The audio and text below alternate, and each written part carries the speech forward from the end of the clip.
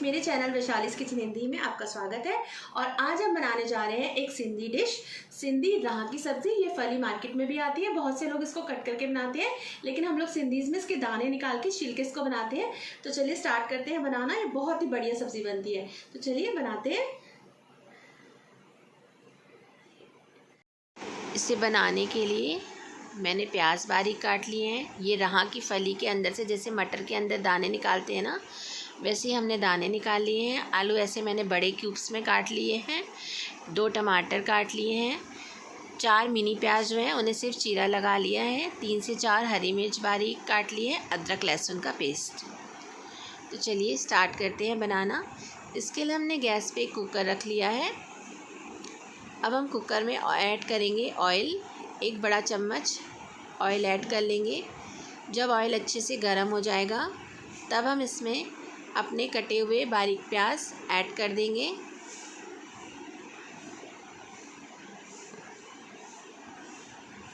अब हमें प्याज को अच्छे से बिल्कुल डार्क ब्राउन कलर होने तक भूनना है। इसका कलर का ज़रूर हमें ध्यान रखना है। लाइट कलर अगर होगा तो हमारी सब्ज़ी में अच्छा टेस्ट नहीं आएगा। इसे अच्छे से बिल्कुल डार्क ब्राउन कलर होने तक भूनेंगे। इसी बीच में हम अदरक लहसुन का पेस्ट भी इसमें ऐड कर देंगे। अदरक और लहसुन को मैंने कूट लिया है, आप ग्रेट भी कर सकते हैं। अब इसे लगातार चलाते रहें ताकि हमारे जो प्याज है वो इवनली भुन के अच्छे से इवनली हमारे ब्राउन हो जाएं। अब हम इसमें ऐड कर रहे हैं कटी हुई हरी मिर्च। इसके साथ भी हम इसको लगातार चलाते हुए भुनेंगे। जब तक प्याज अच्छे से भुन नहीं जाता है तब तक आप इसमें टमाटर मत ऐड करिए, क्योंकि जैसे ही हम सब्ज़ी में टमाटर को ऐड करते हैं तो प्याज का जो कुकिंग प्रोसेस होता है वहीं पे वो स्लो हो जाता है, फिर वो हमारा टेस्ट दोबारा नहीं आ पाता है। इसलिए पहले प्याज को बहुत अच्छे से रेड, देखिए अब अच्छा रेड होने लगा है, तब हमने इसमें टमाटर ऐड कर दिए हैं।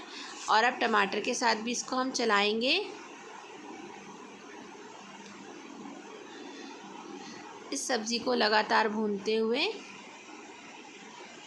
अब हम इसमें ऐड करेंगे, जैसे हम टमाटर ऐड करते हैं तो अब हम इसमें ऐड कर देंगे टेस्ट के अकॉर्डिंग सॉल्ट, हल्दी, लाल मिर्च और 2 बड़े चम्मच पिसी धनिया। ये सारे मसालों को अब 1 से 2 बार इसमें चला लेंगे। 1 ही मिनट हम इसको कंटिन्यू भूनेंगे और इसके बाद हम इसमें केवल 1 कप पानी, बिल्कुल भी ज़्यादा पानी हमें ऐड नहीं करना है, केवल 1 कप पानी, 1 छोटा कप पानी केवल हम इसमें ऐड करेंगे। और अब हम इसे विसिल दिलाने के लिए लिड बंद कर देंगे। अब हम इसमें 2 से 3 विसिल आने देंगे।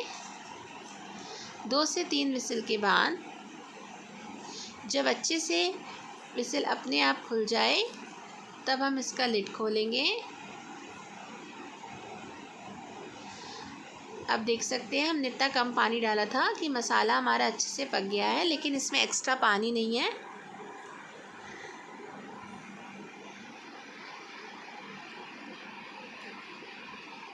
अब इस मसाले में हम ऐड करेंगे अपने कटे हुए आलू, जो हमने बड़े साइज़ के काटे हैं, क्योंकि अभी इन आलूओं को हम भूनेंगे। और इसमें जो हमने फली के दाने निकाले थे वो भी हम इसमें ऐड कर देंगे। और अब इस मसाले के साथ आलू और फली को हम अच्छे से कम 4 से 5 मिनट तक लगातार चलाते हुए भूनेंगे।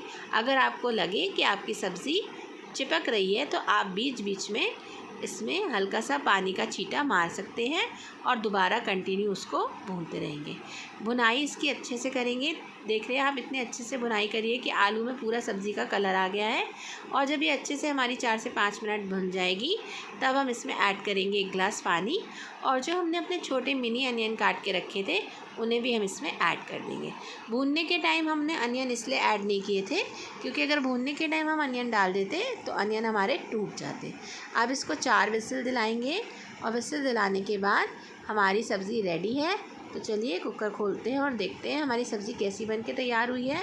ये सब्ज़ी बहुत ही बढ़िया बनती है। इसे हम चावल के साथ, पुलाव के साथ, रोटी के साथ, पराठे के साथ लंच में यूज़ कर सकते हैं। ये लंच की बहुत अच्छी रेसिपी है।